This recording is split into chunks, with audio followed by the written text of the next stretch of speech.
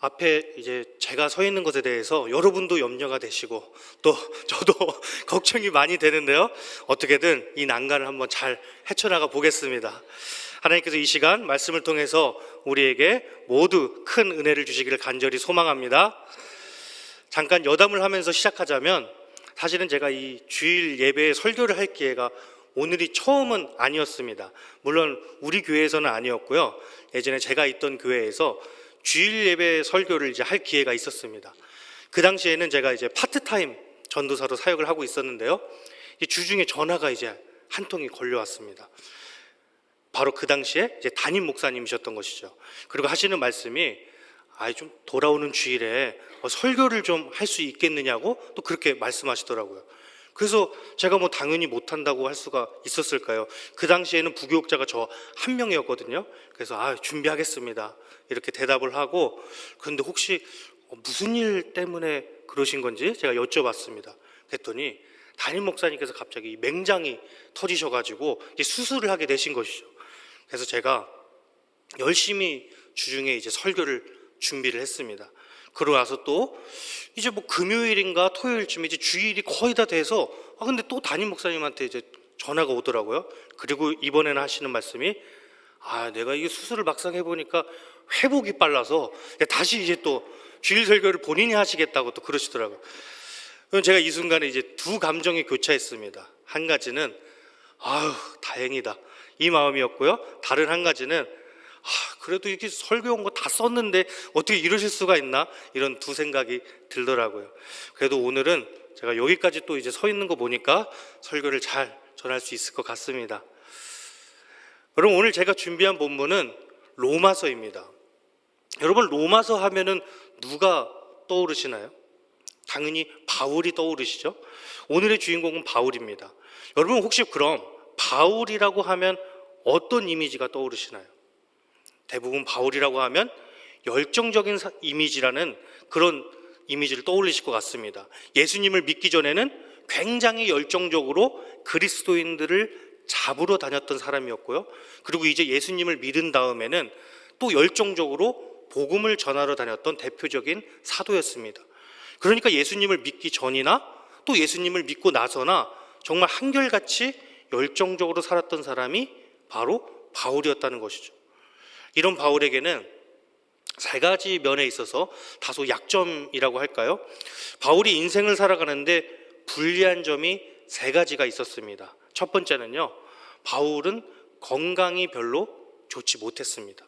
갈라디아서를 보면 알 수 있는데요, 바울은 자신에게 시험거리가 될 만한 병이 한 가지 있다고 말합니다. 그 병에 대해서 유추해 볼 수 있는 대목이 하나 있는데요, 갈라디아서 4장 15절을 보면 이런 말이 나옵니다. 너희가 할 수만 있었더라면 너희의 눈이라도 빼어 나에게, 바울에게 주었으리라. 이 얘기가 무엇이냐면요, 갈라디아 교인들은 바울을 너무나 사랑했습니다. 그래서 이 자신의 이 눈이라도 빼서 지금 누구에게 주겠다는 걸까요? 바로 바울에게 주겠다는 것이죠. 그럼 뭐 뜬금없이 갈라디아 교인들이 이 눈을 주겠다는 말을 하지는 않았겠죠. 거기에다가 이 사도행전을 보면요, 또 눈에 대한 언급이 나오는데요, 바울 자신이 응시를 한다거나 또 눈을 찌푸린다거나 또 주목하여 본다, 이런 말들이 나옵니다. 이런 행동들은 흔히 시력이 좋지 않은 사람들이 하는 행동이죠. 만약에 이런 내용들이 우연이 아니라면 바울은 눈이 별로 좋지 않았다는 것을 우리가 알 수 있습니다. 거기에다가 또 고린도 후서를 보면 자신에게 이제 육체에 가시가 있다, 육체에 가시가 있다는 이런 말도 하고 있습니다. 그것이 구체적으로 우리가 뭐 어떤 신체의 질병인지는 알 수가 없습니다. 하지만 여러 곳곳에서 바울의 건강이 좋지 못했다는 것을 우리가 확인해 볼 수 있는 것이죠. 두 번째는요, 바울은 못생겼다는 겁니다. 어떻게 생겼는지에 대해서 성경을 통해서는 또 우리가 구체적으로 알 수 없지만, 근데 신기하게도 여러분, 마치 예수님 하면 갈색의 긴 머리에 잘생긴 외모가 떠오르시죠? 그럼 바울 하면 혹시 어떤 외모가 떠오르시나요? 혹시 알고 계신 분들도 있을 것 같은데, 우리가 바울의 외모라고 흔히 생각하는 모습입니다. 바로 이 모습이죠. 이 그림은 그리스의 포티스 콘토글루라는 작가의 작품인데요, 그림을 보시면 머리숱이 좀 적고 또 그다지 이제 잘생기지 못한 외모로 그려져 있습니다. 바울의 외모가 이렇게 알려진 데는 이유가 한 가지 또 있습니다. 2세기 소아시아에서 바울과 테클라 행전이라는 전승이 하나 있었는데요. 이 전승에서 유래가 됐습니다. 그리고 에베소에 있는 한 동굴의 벽화를 보면 이 두 사람의 그림이 그려져 있는데요. 이 그림인데 이 벽화의 그림을 보시면 남성과 여성이 한 명씩 있죠. 남성은 바로 바울이고요. 또 오른쪽의 여성이 바로 테클라라는 여성입니다. 이 전승에 따르면요, 이 바울을 만난 이 테클라라는 이 여성은 이 회심을 하게 됩니다. 그리고 자신이 본 바울에 대한 그 외모에 대해서 기록을 하는데요. 그 내용이 바울은 키가 작고 안짱다리에 야윈 얼굴과 매부리 코를 가졌다. 그리고 대머리에 짙은 눈썹이 이어져 있다. 이렇게 기록을 하고 있습니다. 아마도 이 전승 때문에 바울은 못생겼을 것이다. 이렇게 지금까지 우리가 알고 있는 것이죠. 그리고 이제 세 번째 바울의 약점은 바로 바울의 성격이었습니다. 바울이 아주 열정적인 사람이었다는 그 장점은 있었지만 그만큼 또 여러분 무엇을 잘 컨트롤하지 못했을까요? 자신의 감정을 잘 컨트롤하지를 못했다는 겁니다. 잘 분노하는 모습도 보였고요. 또 그래서 때로는 상대방에게 심한 욕설도 퍼붓습니다. 대표적인 게 갈라디아서 5장 12절의 장면입니다. 할례를 가지고 여러분을 선동하는 사람들은 차라리 자기의 그 지체를 잘라버리는 것이 좋겠습니다.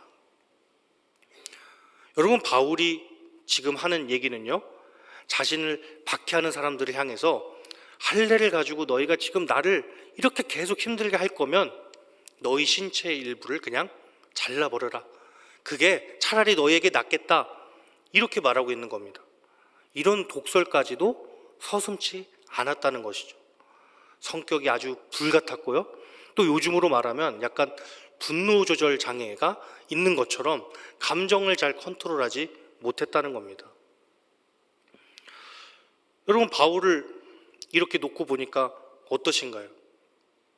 건강도 별로 좋지 않고요. 외모도 좋지 않고요. 또 거기에다가 성격까지 좋지 않습니다. 도대체 이런 바울이 어떻게 사람들을 전도할 수가 있었을까요?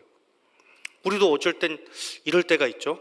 외모도 자신이 없고 또 건강도 또 내 마음대로 따라주지 않는 것 같고 또 성격도 내가 보기에 좀 까칠하고 혹은 반대로는 뭐 좀 소심하다고 느껴질 때, 그럴 때는 왠지 사람들 앞에 나서기를 주저하게 됩니다. 그래서 여러분, 무언가를 판매한다거나 뭐 홍보를 한다거나 이런 직업을 가지신 분들을 보면 어떻죠? 굉장히 말끔하고 또 스마트해 보이시죠. 거기에다 또 성격은 어떨까요? 굉장히 친절하고 상냥한 분들이 대부분입니다. 사실 이렇게 가꾸고 노력을 해도 영업이 될지 안 될지는 두 번째 문제인 것이죠. 그런데 복음을 전하겠다는 이런 바울에게는 이렇게 많은 약점이 있었다는 겁니다. 여러분, 그런데요, 또 여기에다가 바울이 편지를 보내고 있는 이 로마라는 도시는 평범한 도시가 아니었습니다. 로마라는 도시는 아주 특별한 도시였는데요, 그 당시에 로마는 이방인의 수도라고 불렸습니다. 아주 이방인의 수도와 같은 그런 엄청난 도시였다는 겁니다. 지금으로 비유하면 미국의 뉴욕과 같은 도시가 바로 로마였던 것이죠. 여러분, 미국은 아주 다양한 민족이 어울려 사는 나라이죠. 거기에다가 세계 최강대국입니다. 그리고 미국 안에서도 특별히 뉴욕은 세계적으로 많은 인구가 살고 문화, 금융, 상업의 중심지입니다.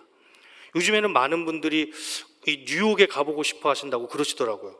뉴욕에 있는 그 센트럴 파크에서 이렇게 조깅을 한번 해보는 것이 많은 사람들의 버킷리스트라고 합니다.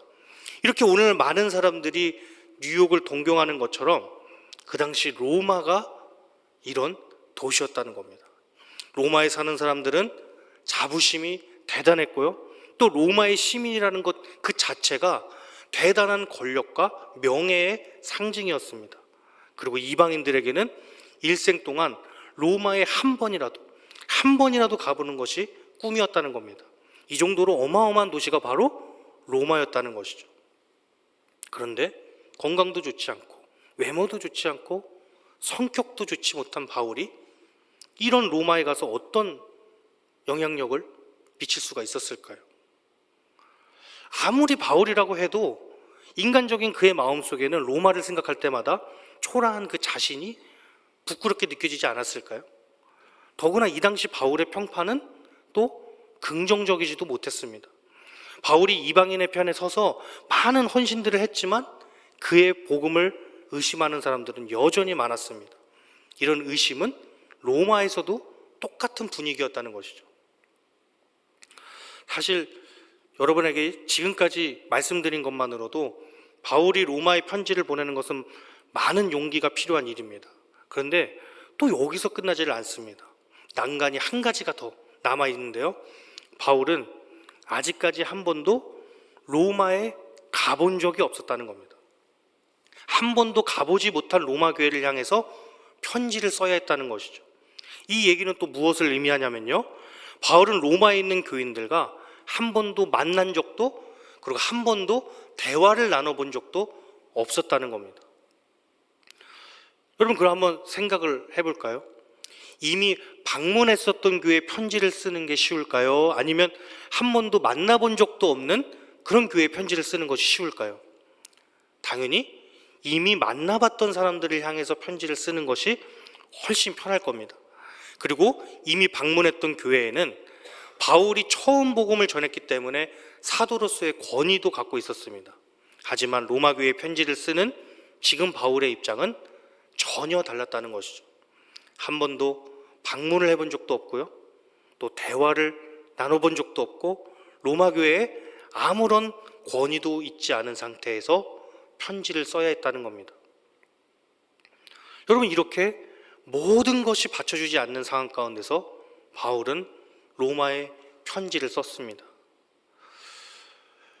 그런데 사실 바울은요, 편지보다는 직접 로마에 가서 복음을 전하고 싶었습니다. 그래서 바울은 이제 여러 번 로마를 방문하려고 했었는데요, 그런데 그게 마음처럼 되지 않았던 것이죠. 하지만 이방인에 대한 열정이 있었던 바울은 어떻게든 이 로마에 가고 싶었습니다. 우리가 오늘 읽은 본문의 앞구절인 14절을 보면 바울은 스스로를 복음의 빚을 진 사람이라고 부릅니다. 그리고 그 빚은 헬라인과 야만인, 지혜 있는 사람, 어리석은 사람들에게 있다고 말합니다. 이 바울이 말하고 있는 이 집단들은 쉽게 말해서 한마디로 이방인들을 의미하는 겁니다. 그러면서 오늘 본문인 15절에서는 로마 방문에 대한 의지를 표현하고 있습니다. 그러므로 나는 할 수 있는 대로 로마에 있는 너희에게도 복음 전하기를 원하노라. 여러분, 이 15절을 자세히 보시면 갑자기 바울의 말이 달라졌다는 것을 알 수가 있습니다. 혹시 뭔지 눈치채셨나요? 바울은 앞에서 방금 14절에서는 이방인들에게 복음을 전하고 싶다는 얘기를 했었습니다. 그런데 바로 15절에서는 누구에게 편지를 보낸다는 것이죠? 바로 로마에 있는 너희에게 복음을 전하고 싶다고 말합니다. 여기에서 로마에 있는 너희는 로마 교회 성도들을 의미하는 겁니다. 여러분, 그럼 이 로마 교회에 있는 성도들은 이미 복음을 받아들이는 사람들이 아닌가요? 이미 복음을 받아들인 교인들이라는 겁니다. 자기의 빚은 이방인들에게 있는데 복음은 로마 교인들에게 지금 전하고 싶다는 것이죠. 여기에 대해서는 여러 가지 의견이 있습니다. 첫 번째는 바울은 로마에 방문하기를 원했지만 더 나아가서는 서바나, 지금으로 말하면 스페인이라고 부르죠. 스페인에 방문하기를 원했습니다. 그런데 이 스페인으로 가기 위해서는 여러분 뭐가 많이 필요했을까요? 돈이 많이 필요했던 것이죠. 현실적으로 물질적인 도움이 필요했습니다. 그래서 바울은 여러 가지 지원을 로마 교회에 요청하기 원했다는 것이죠. 그래서 로마 교회에 편지를 보냈다는 겁니다. 이것이 첫 번째 주장입니다. 그러니까 사실은 로마 교회보다는 스페인에 있는 이방인들에게 복음을 전하고 싶은데 로마 교인들, 너희가 좀 나를 좀 이렇게 지원해주고 도와주면 좋겠다, 이런 의미로 생각할 수가 있다는 것이죠. 하지만 전체적인 문맥을 살펴보면 이 바울이 지칭하는 너희는 분명히 로마에 있는 성도들을 향하고 있습니다. 분명히 바울은 로마에 가서 지금 복음을 전하겠다는 겁니다. 저는 이 두 번째 의견이 더 맞다고 생각이 되는데요. 이 바울의 선교 방식을 이해를 하면은 왜 바울이 지금 이렇게 말했는지를 알 수가 있습니다. 사실 이 로마서를 제외하고 바울이 보낸 이제 다른 서신서들을 보면요, 바울이 그 지역을 방문한 후에, 그 지역에 갔었던 그 후에, 그러고 나서 편지를 다 보냈다는 겁니다. 그렇다면 바울은 왜 항상 그 지역을 방문을 하고 나서 편지를 보냈을까요? 바로 AS를 하기 위해서였습니다. 우리 교회에서도 이제 담임 목사님이 설교 시리즈가 끝나면 설교 AS를 하실 때가 있죠. 그렇듯이 이 바울도 지역교회에 문제가 생기거나 혹은 교인들이 질문을 하면 바울은 그냥 방치를 하지 않았습니다. 그렇기 때문에 바울은 이미 방문했었던 여러 지역교회들을 향해서 편지를 보냈던 것이죠. 바울은 로마 교회를 향해서도 이와 같은 심정으로 편지를 보냈다는 겁니다. 비록 자신이 복음을 전한 지역은 아니었지만 이미 복음을 받아들이고 또 믿음이 있는 로마 교인들에게 가르침을 주고 싶었다는 것이죠. 그리고 바울의 선교에는 또 큰 특징이 있었습니다. 바울은 처음 복음을 전달하는 것뿐만 아니라 교회가 지역에 자리를 잡고 또 뿌리를 잘 내리는 것까지를 진정한 선교로 생각을 했습니다. 그래서 바울은 로마 교회도 잘 자리를 잡고 또 잘 뿌리를 내리기를 기대하면서 로마 교인들에게도 복음을 전하기 원한다, 이렇게 표현했다는 것이죠. 그러면서 바울은 이제 화제를 전환하고 있습니다. 본문 16절 말씀입니다. 내가 복음을 부끄러워하지 아니하노니 이 복음은 모든 믿는 자에게 구원을 주시는 하나님의 능력이 됨이라. 먼저는 유대인에게요 그리고 헬라인에게로다. 지금 여기 한글 번역에서는 생략된 표현이 한 가지 있습니다. 바로 헬라어로 가르라는 단어입니다. 가르는 이 원인이나 이유를 설명할 때 쓰이는 단어인데요, 보통 우리말로는 왜냐하면이라고 번역이 됩니다. 그럼 이 가르를 추가해서 읽어보면 이렇게 된다는 겁니다. 나는 로마에 가서 복음을 전하기 원합니다. 왜냐하면 나는 복음을 부끄러워하지 않기 때문입니다. 여러분은 혹시 어떠신가요? 여러분은 복음이 부끄럽지 않으신가요? 옛날에는 어른들이 참 이런 말씀을 많이 하셨습니다. 예수님 믿는다는 그 말만 해도 그 자체가 보증수표일 때가 있었다는 것이죠. 이 얘기가 무엇일까요? 그만큼 그 당시 예수님을 믿는 분들의 삶이 정직하고 또 양심적이었다는 겁니다. 그런데 요즘은 어떨까요? 요즘에는 내가 교회 다닌다는 사실을 굳이 드러내고 싶어 할까요? 솔직히 요즘은 그런 분위기까지는 아닌 것 같습니다. 오늘 우리 어린이들과 또 청소년, 청년들도 함께 예배를 드리고 있지만 아마도 이 젊은 세대일수록 더 공감하는 이야기일 겁니다. 여러분, 그렇다면 이 문제에 대해서 한번 깊이 생각을 해보신 적이 있으신가요? 내가 기독교인이라는 사실을 여러 관계 속에서 혹은 이 사회생활을 하면서 굳이 밝혀야 되는지에 대해서 생각해 본 적이 있으신가요? 내가 굳이 이 그리스도인이라는 것을 밝혀서 기독교를 싫어하는 친구라든지 이웃 혹은 직장 동료와 사이가 멀어질 바에는 차라리 밝히지 않는 것이 좋겠다, 이렇게 생각할 수도 있을 겁니다. 아니면 저는 이런 경우도 있었는데요, 제가 언젠가 우리 아동부 선생님들께는 고백을 했던 것 같습니다. 남자분들은 좀 이렇게 많이 공감을 해주실 것 같은데, 제가 차만 타면은 조금 다른 사람이 됩니다. 물론 이제 교회차를 운행할 때는 전혀 그렇지가 않고요, 제 이제 자가용을 운전할 때 굉장히 예민해집니다. 그래서 깜빡이를 켜지 않고 막 제 앞으로 들어간다거나, 만약에 이 난폭 운전을 조금이라도 하는 운전자가 있으면 저는 이제 참지를 못합니다. 그래서 요즘은 좀 많이 나아졌는데, 예전에는 꼭 따라가서 이제 창문을 내리고 이제 한마디 한다거나, 이제 더 심하면은 이제 내리시라고 해서 조금 더 따지고 막 이렇게 얘기할 정도로 제가 굉장히 예민했었습니다. 그래서 중요한 것은 이제 보통 보면은 이제 차 룸밀러에 보면은 이제 십자가 같은 거 다시는 분들도 많이 계시죠. 혹은 이제 차량 겉에다가 뭐지 기독교 방송 주파수를 적어 놓는다거나 이제 내가 기독교인이라는 것을 이제 드러내기 위해서 그런 데칼 스티커 붙이는 분들도 많이 계시죠. 근데 저는 제가 이렇게 행동을 하기 때문에 이 차 룸미러에 십자가를 너무 달고 싶은데 달고 싶어도 못 단다는 얘기를 우리 선생님들과 나눈 적이 있습니다. 제가 이렇게 차마 기독교인이라는 것을 밝힐 수가 없는 것이죠. 여러분 실제로도요, 우리나라 이제 종교에 대한 호감도를 설문한 조사가 하나 있습니다. 이제 그래프를 보시면 기독교는 몇 등일까요? 불교와 가톨릭에 이어서 3위입니다. 1등이 불교, 2등이 가톨릭, 3등이 기독교입니다. 그리고 기독교에 이어서 이제 두 종교가 더 있죠.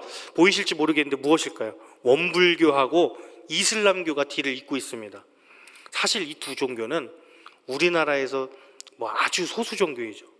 이 말은 사실상 우리나라에서 기독교는 가장 이미지가 좋지 않다는 의미입니다. 정말 복음을 부끄러워할 수밖에 없는 시대라는 것이죠. 세상이 이미 우리를 그렇게 보고 있다는 겁니다. 여러분 이 문제에 대해서 함께 조금 더 깊이 있게 생각을 해볼까요? 여러분 그렇다면 정말 우리가 부끄러운 것은 복음이 부끄러운 것일까요? 아니면 복음을 믿는 우리 자신이 부끄러운 것일까요?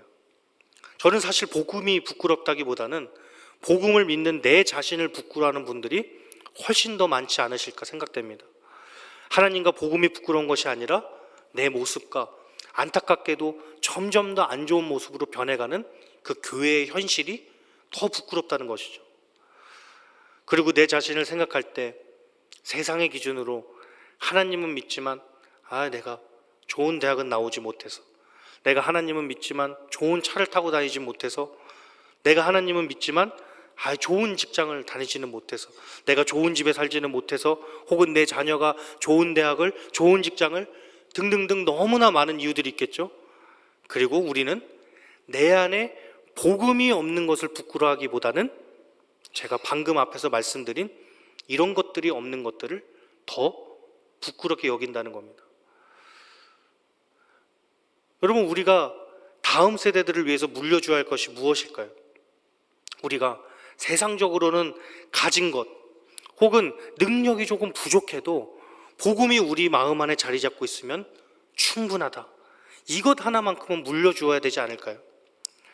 바로 바울이 전한 복음의 특징은 우리 자신이 어떤 모습이든 어떤 상황과 어떤 위치에 있든지 간에 당당하게 만드는 복음이었다는 겁니다. 그래서 바울은 자신이 못생기고 건강이 좋지 않고 또 이 로마라는 도시와 그 안에 살고 있는 사람들이 아무리 대단해 보여도 당당하게 복음을 전할 수가 있었다는 것이죠. 그러면서 바울은 왜 자신이 복음을 부끄러워하지 않는지를 계속해서 설명합니다. 여기에도 가르라는 단어가 빠져 있습니다. 이번에도 제가 한번 가르를 넣어서 다시 한번 읽어보겠습니다. 나는 복음을 부끄러워하지 않습니다. 왜냐하면 이 복음은 모든 믿는 자에게 구원을 주시는 하나님의 능력이기 때문입니다. 복음을 부끄러워하지 않는 이유가 무엇이라는 것이죠? 복음에는 구원을 주시는 하나님의 능력이 있다는 겁니다. 여러분 교회에 처음 나오시는 분들, 그러니까 처음 신앙을 갖게 된 분들이 믿음을 가지게 되는 중요한 이유가 한 가지 있습니다. 그게 무엇일까요? 바로 나를 전도한 사람, 나와 가장 가깝게 지내는 그리스도인이 믿음을 가지게 하는데 가장 큰 영향력을 미쳤다고 합니다. 이 영향은 예배와 설교 또 엄청나게 경건해 보이는 우리의 찬양 이런 것 때문에 믿음을 갖게 되었다는 이유보다 훨씬 더 높았습니다. 여러분 여기에서 중요한 포인트는요, 유명한 그리스도인 때문이라는 걸까요? 아니면 존경할 만한 그리스도인 때문이라는 것일까요? 혹은 내가 뭔가 이 사람하고 친해져서 얻을 것이 있을 것 같은 그런 그리스도인들을 통해서 믿음이 생겼다는 걸까요? 전혀 그렇지 않다는 겁니다. 그냥 나와 가장 가깝게 지내는 지극히 평범한 그리스도인을 통해서 교회에 나가게 되었다는 것이죠. 그저 우리의 이 평범한 모습을 통해서도 우리 안에 복음이 있다면 그들에게 가장 큰 영향을 미칠 수가 있다는 겁니다. 우리 안에는 정말로 구원을 주시는 하나님의 능력이 있다는 것이죠. 미국의 브레넌 매닝이라는 프란치스코의 신부이자 기독교 작가가 있습니다. 이 브레넌 매닝은 자신이 이 젊은 시절에 그 누구보다도 성공을 위해서 달려나가는 그런 사람이었다고 말합니다. 그리고 이제 사제가 된 이후에도 자신의 그 사역을 성공시키기 위해서 그 누구보다도 열심히 일했습니다. 그래서 결국 매닝은 이 자신이 맡았던 이 대학 캠퍼스를 하나 맡았던 것 같은데요, 그 캠퍼스 사역을 아주 성공적으로 성장을 시킵니다. 그런데 문제는 그의 이런 성공의 이면에 매닝은 알코올 중독에 빠지게 되었고요, 또 결국은 자신이 몸담았던 그 프란치스코회를 탈퇴하는 지경에까지 이르게 됩니다. 그리고 또 탈퇴한 이후에는 이제는 뭐 더 이상 신부가 아니니까요, 결혼을 할 수 있게 된 것이죠. 그래서 결혼을 하게 되는데 결혼 생활은 또 어땠을까요? 결혼 생활 중에도 여전히 알코올 중독과 싸웠고요, 또 결국에는 이혼이라는 그 고난을 또 맛보게 됩니다. 여러분, 이렇게 성공을 최우선적으로 쫓던 사람이 이렇게 연속된 실패를 경험하면서 얼마나 힘든 시간들을 보냈을까요? 브레넌 매닝은 자신이 이 고통받던 시절을 생각하면서 이렇게 고백합니다. 나는 신부로서, 그리스도인으로서 사람들 앞에 설 자격이 없다고 느꼈다. 우선 신부로서 신앙의 모범을 보여야 한다는 그 책임감이 엄청나게 컸을 것이고요, 또 자신의 신분에 걸맞게 살지 못했던 그 부족함 때문에 더 깊은 갈등과 좌절을 맛보았겠죠. 하지만 시간이 흐르면서 매닝은 자신의 연약함을 은혜의 증거로 받아들이게 되면서 점점 회복을 하게 됩니다. 그리고 이제 글을 쓰게 되는데요, 너무나도 부족한 나를 사랑하시는 하나님에 대한 글을 쓰게 됩니다. 그리고 이 이후의 삶은 기독교 작가로서의 삶을 새롭게 시작합니다. 이 매닝이 쓴 책 중에 사자와 어린 양이라는 책이 한 권 있습니다. 주보에도 제가 간단한 소개를 실어놨습니다.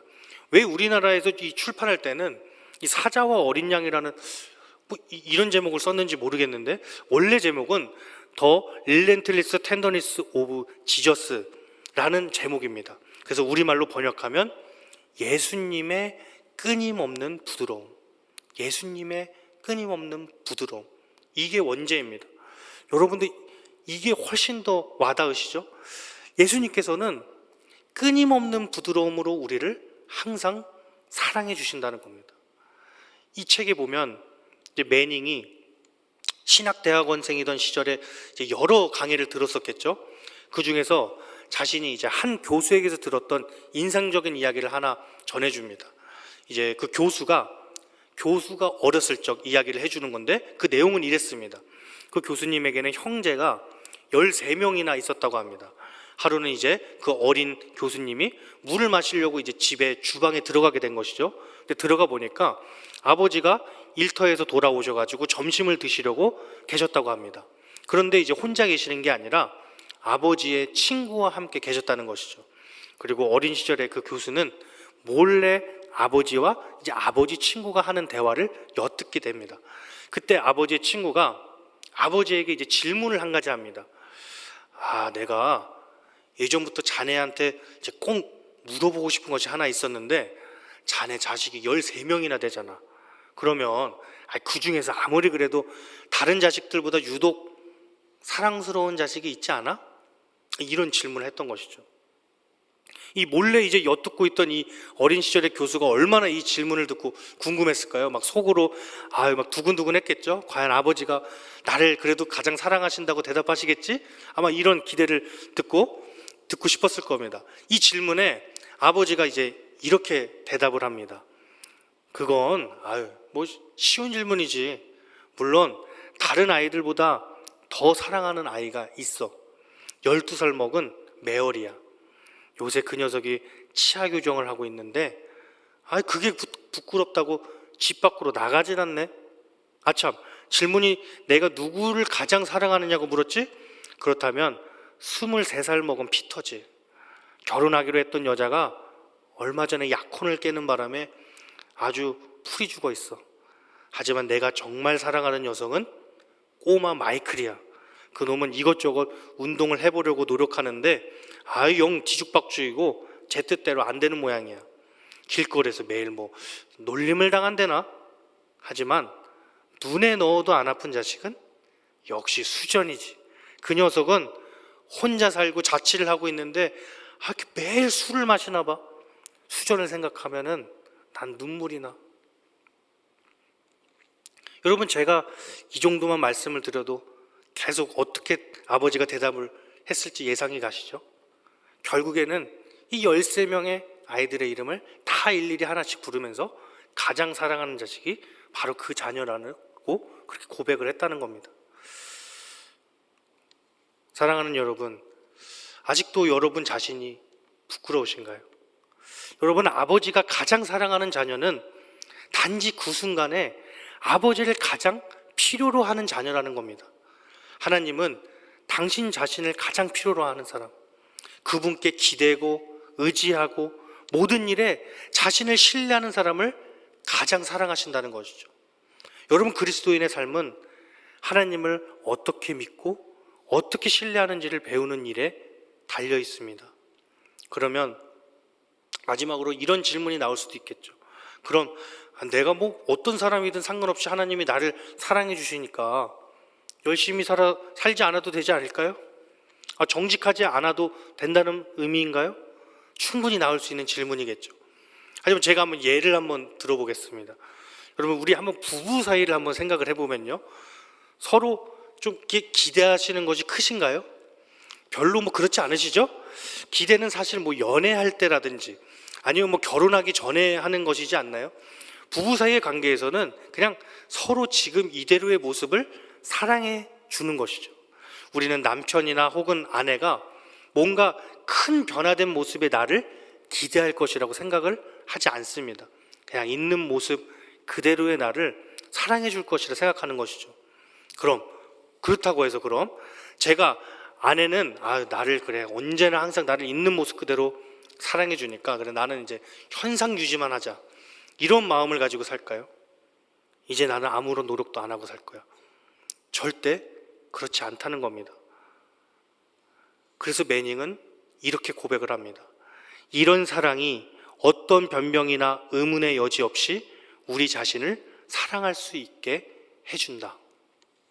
하나님의 끊임없고 부드러운 사랑이 연약하고 부족한 우리를 변화시켜 주신다는 것이죠. 절대 우리를 나약하게 만들지 않는다는 겁니다. 사실 우리는 그리스도에서 본이 되는 노력을 너무 많이 해서 문제입니다.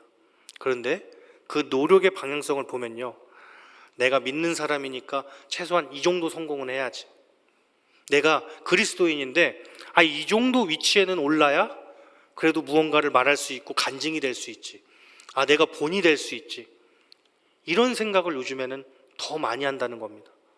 그러나 여러분, 우리 외모가 아무리 아름답고 우리가 좋은 옷을 입고 좋은 집에 살고 내가 성공을 했고 도덕적으로 칭찬받을 만한 삶을 살고 있기 때문에 당당할 수 있는 것이 아니라, 내가 남들보다 부족하더라도 조금 내세울 것이 별로 없더라도 내 안에 있는 무엇으로, 복음만으로도 당당할 수가 있다는 것이죠. 그게 바로 저와 여러분이 가져야 할 가치관이고 우리 다음 세대들에게 물려주어야 할 복음이라는 겁니다. 바울은 이런 자신의 생각을 로마서에서뿐만 아니라 고린도후서에서도 자신의 이런 가치관을 분명하게 말합니다. 여러분, 마지막으로 우리 함께 바울의 말을 고백하면서 마치면 좋겠습니다. 바울은 고린도 교회를 향해서 우리가 아무것도 없는 것 같은 사람이지만 모든 것을 가진 자라고 고백합니다. 왜 그럴까요? 바로 우리 안에 복음이 있기 때문이라는 것이죠. 아마 이 고백은 고린도 교회만을 위한 것이 아니라 로마 교회, 그리고 우리 모두를 위한 고백입니다. 우리 함께 고린도후서 6장 9절에서 10절 말씀을 함께 고백하겠습니다. 이름 없는 사람 같으나 유명하고 죽는 사람 같으나 보십시오 살아 있습니다. 징벌을 받는 사람 같으나 죽임을 당하는 데까지는 이르지 않고 근심하는 사람 같으나 항상 기뻐하고 가난한 사람 같으나 많은 사람을 부유하게 하고 아무것도 가지지 않은 사람 같으나 모든 것을 가진 사람입니다. 아멘. 사랑하는 여러분, 복음 하나만으로도 당당하고 부끄럽지 않은 사람으로 살아가는 우리 모두가 되기를 간절히 소망합니다. 그래서 어떤 상황과 나의 연약함, 부족함 속에서도 부끄러워하는 것이 아니라 내가 하나님의 자녀임을 당당하게 드러내며 살아가는 저와 여러분이 되시기를 간절히 기원합니다. 이제 이어서 우리가 성찬으로 넘어갈 텐데요. 오늘 성찬을 통해서 이 예수님의 끊임없고 부드러운 사랑이 우리 가운데 충만하게 채워지고 또 세상에서 더욱 하나님 닮은 모습으로 빚어져가는 우리 모두가 되기를 간절히 소망합니다.